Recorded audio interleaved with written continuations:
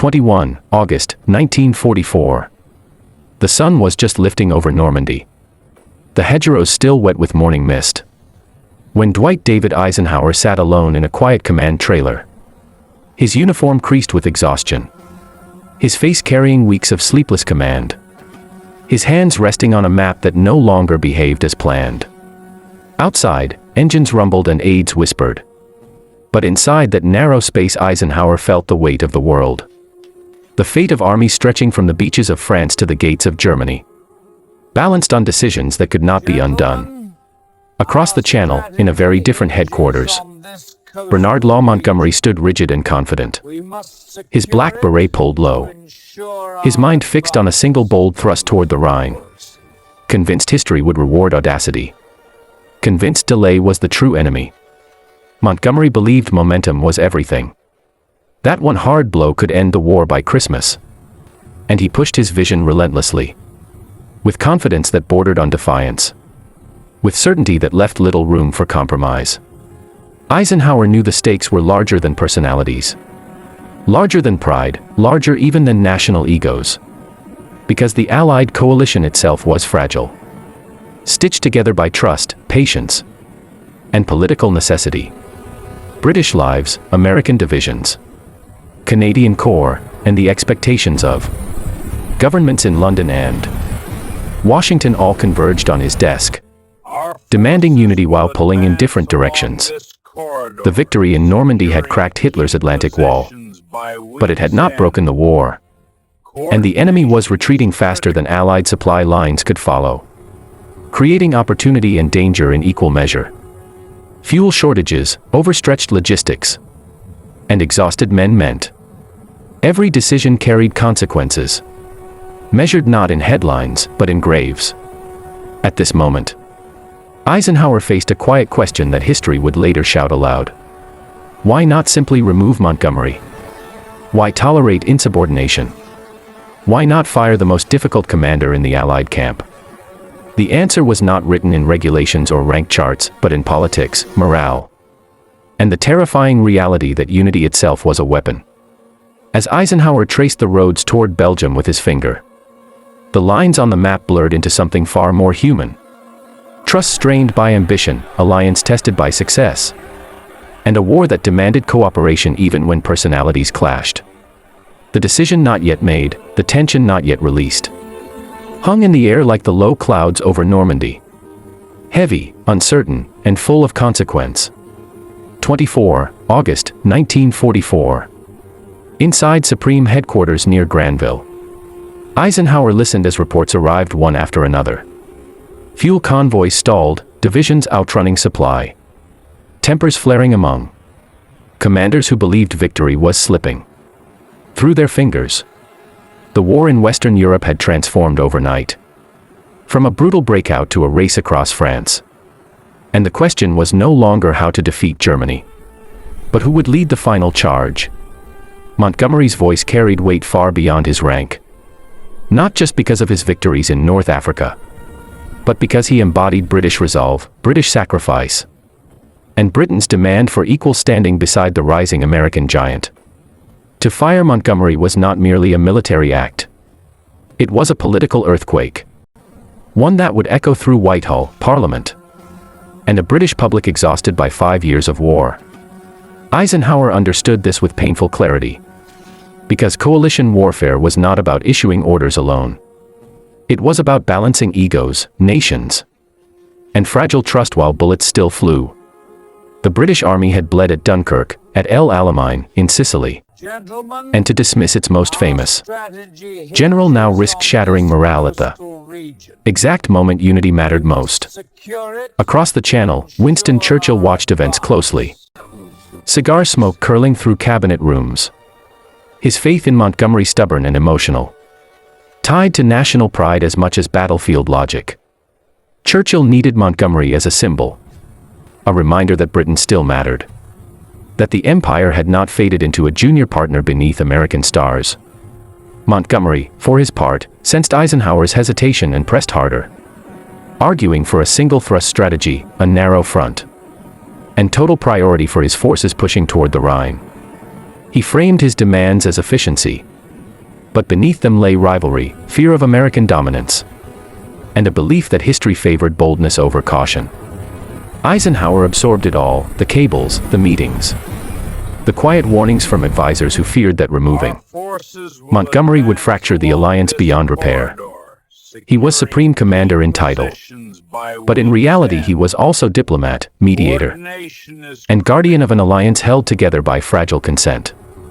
To fire Montgomery might simplify command, but it might also cost the war politically, turning cooperation into resentment, and shared purpose into suspicion. In that calculus, Eisenhower saw something few generals ever confront: that winning the war required keeping difficult men in place, even when their presence threatened harmony. As the maps shifted and the front lines moved eastward, Eisenhower delayed the unthinkable decision, knowing that once made, it could never be reversed. The choice to tolerate Montgomery was not weakness, it was strategy. And the consequences of that strategy were about to be tested in the skies over Holland. 10 September 1944. The air inside Supreme Headquarters felt heavier than the late summer heat as Eisenhower read Montgomery's latest proposal, his jaw tightening with every line, his patience wearing thin but his options still painfully limited. Operation Market Garden was no longer just a plan. It was Montgomery's gamble. A bold airborne thrust through Holland, promising a bridge too far and a war ended by Christmas. Montgomery framed it as necessity, arguing that speed could replace supply, that airborne troops could leapfrog obstacles, and that German resistance was collapsing faster than intelligence suggested. Eisenhower knew the risks: thin roads, exposed flanks, and an enemy that had not yet surrendered its capacity to counterattack. But he also knew refusal would deepen the rift beyond repair. Approving Market Garden was not just about tactics. It was about alliance management, about proving to Britain that its voice still mattered in the final act of the war. To deny Montgomery now would look like American dominance disguised as military caution, a perception Eisenhower could not afford. Behind closed doors, American generals grumbled. Bradley worried about supply lines. Patton fumed at being sidelined, and staff officers quietly questioned the intelligence. Yet Eisenhower signed the order, not out of blind faith, but out of calculated risk, choosing unity over certainty. The skies over Holland soon filled with parachutes, white and colored canopies blooming like strange flowers against the blue, carrying young men who trusted decisions made far above them. For those soldiers, the politics of coalition warfare meant nothing, but the consequences meant everything. As reports trickled back, resistance stronger than expected, bridges contested, German armor appearing where none was supposed to be. Eisenhower felt the weight of the choice settle in his chest. Every setback echoed the question he could not escape: if this failed, would Montgomery finally have to answer for it? But even as doubts grew, Eisenhower did not move against him, because firing Montgomery in the middle of battle would have shattered command cohesion at the worst possible moment. The Supreme Commander understood that timing, as much as truth, governed history. As September wore on and the gamble strained toward its breaking point, Eisenhower waited, watching, calculating, knowing that the failure or success of Market Garden would redefine his authority. The alliance was being tested not by defeat, but by disappointment. 25 September 1944. Rain soaked the Dutch lowlands. The skies no longer filled with parachutes but with the dull smoke of burning vehicles. As Eisenhower stood before the latest situation maps, their red and blue markings telling a story no one wanted to say aloud. Market Garden had failed. Not in spirit, but in result. The bridges at Arnhem lost, airborne divisions shattered, and the promise of a quick end to the war slipping quietly away. The pressure to act came swiftly, and this time it came with teeth. From American commanders who believed Montgomery's gamble had cost irreplaceable lives and precious momentum. Bradley's frustration hardened into resolve. Patton's anger spilled openly, and staff officers began to ask the forbidden question again: why is Montgomery still in command? Eisenhower felt the sting of it personally. because the failure reflected on his judgment as much as Montgomery's ambition. Yet removing Montgomery now would look like scapegoating. A public admission of division at the very moment. Germany still fought with desperate ferocity. Across the Channel, Churchill closed ranks, defending Montgomery with fierce loyalty, framing Market Garden as a bold stroke that had nearly succeeded. British newspapers echoed the tone, protecting a national icon whose fall would feel like a national wound. Eisenhower understood the danger of that narrative, because if Montgomery were fired, Britain might see it not as accountability, but as American punishment. Such a rupture would poison cooperation, weaken morale, and hand propaganda victories to the enemy. So Eisenhower chose restraint, issuing measured statements, adjusting strategy quietly, and shifting resources without dramatic confrontation. Montgomery was chastened, but not removed. His authority trimmed at the edges rather than cut at the root. Behind the scenes, Eisenhower reasserted control through structure rather than spectacle, tightening command channels, clarifying priorities, and ensuring no single commander could dominate the entire front again. It was leadership by balance, not by humiliation. The war moved on, into the mud of autumn, into the grinding battles that would define the final months. And Montgomery remained, controversial, brilliant, difficult, and still indispensable to alliance unity. Eisenhower had survived the moment, but the cost of compromise lingered like the rain over Arnhem. 16 December 1944. Winter slammed into the Western Front without warning. Snow choking the Ardennes forests. Radios crackling with confusion. As German forces surged forward in a last desperate gamble, Eisenhower woke to a crisis that erased old arguments overnight. Because survival, not pride, now dictated every decision. The Battle of the Bulge was chaos made real. American lines bent and broke, units scattered. And for the first time in months the enemy seized the initiative. In that moment, Eisenhower did something that revealed why Montgomery could not be fired. He turned to him. Montgomery was given command of the northern shoulder. American armies temporarily placed under British control. A decision unthinkable in peacetime, but necessary in crisis. Eisenhower swallowed political discomfort, because coherence on the battlefield mattered more than bruised egos. Montgomery moved deliberately, reorganizing shattered units, stabilizing the front, and buying time for Allied reserves to arrive. His caution, so often criticized, now became an asset, slowing the German advance when speed favored the attacker. For Eisenhower, this was vindication and burden at once. Proof that Montgomery still had value, and proof that removing him earlier would have been catastrophic.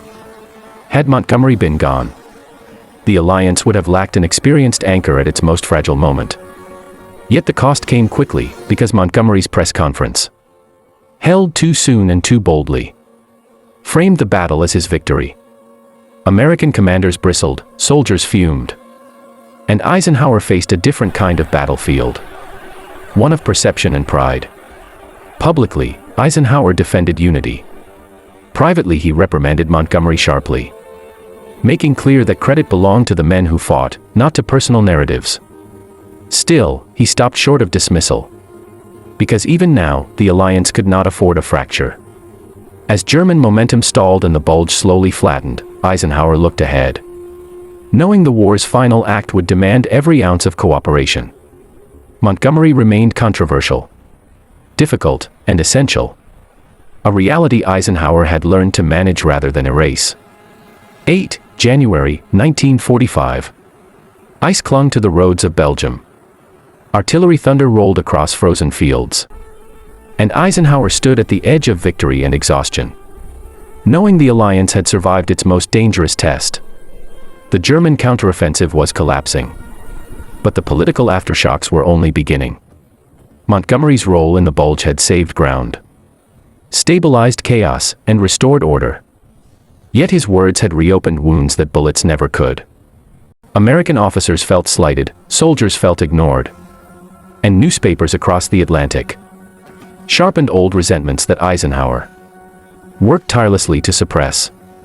This was the moment many expected Eisenhower to finally act, to remove Montgomery quietly, to reset command before the final push into Germany. But the calendar mattered, because the war was entering its closing months. And change now meant risk without reward. British forces were preparing for the drive into northern Germany. Canadian armies aligned under Montgomery's command. And the Rhine still loomed ahead as the final barrier. To fire Montgomery now would mean rewriting command structures while the enemy still fought. A gamble Eisenhower refused to take. Instead, Eisenhower tightened control with subtle authority, limiting Montgomery's operational reach, reinforcing unified command, and ensuring no single voice dominated strategy again. It was discipline without drama, correction without collapse. Behind closed doors, Eisenhower's message was clear. The war would be won collectively, or not at all. Montgomery listened, outwardly compliant, inwardly unchanged, but aware that his freedom was narrowing. As winter dragged on and preparations for crossing the Rhine intensified, Eisenhower accepted a hard truth of coalition warfare. Some men were too politically valuable, too symbolically powerful, to remove, even when they tested patience to its limit. The war demanded not perfect harmony, but functional unity. And Eisenhower chose stability over satisfaction. The final reckoning, he knew, would not come from arguments, but from results. 23 March 1945. Night swallowed the Rhine as searchlights clawed at low clouds, turning the river into a pale ribbon of fire. While Eisenhower watched history bend under engineering and blood, Operation Plunder had begun. The long-prepared crossing that would carry Allied armies into the heart of Germany. Montgomery stood at the center of it, commanding the northern assault. His methodical planning finally aligned with Eisenhower's demand for overwhelming force. Thousands of guns spoke at once. Airborne troops dropped behind enemy lines. And the river that had shielded Germany for centuries began to lose its power. For Eisenhower, this was the proof that patience had purchased something real. Despite the clashes, the ego, the frustration, Montgomery could still deliver when structure, resources, and timing converged. Yet even here, tension simmered. Because Montgomery's insistence on ceremony, precision, and publicity contrasted sharply with the grim reality faced by soldiers on the ground. Eisenhower allowed the spectacle, understanding that symbolism still mattered, especially to a British public hungry for visible victory. Behind the scenes, Eisenhower kept the balance firm, preventing Montgomery from dictating the broader strategy, ensuring American armies surged east in parallel, not in submission. The Supreme Commander was no longer tolerating difficulty. He was managing it with confidence. As bridges went up and armor rolled across the Rhine, Germany's defeat became inevitable. Not dramatic, but crushing in its certainty. The war's end was no longer a question of if, but of when. Eisenhower knew that firing Montgomery now would serve no purpose, because the alliance had reached the finish line intact. History would remember battles, not arguments, rivers crossed, not meetings endured. As Allied forces poured into Germany, Eisenhower looked ahead to the political world that would follow victory, already sensing that wartime unity would not survive peace. Montgomery's survival was a lesson written in command decisions. That leadership sometimes meant enduring the difficult, until the mission was complete. 7 May 1945, dawn crept over Reims. The war in Europe effectively over. Papers signed, guns falling silent. As Eisenhower felt relief tempered by exhaustion and memory, victory had arrived. But it carried the weight of every compromise made along the way. Montgomery was still there. Still prominent, still controversial. Standing among victors whose paths had collided as often as they had converged. For Eisenhower, this was the quiet answer to the question asked so many times: why he never fired Montgomery. The reason now was simple and stark.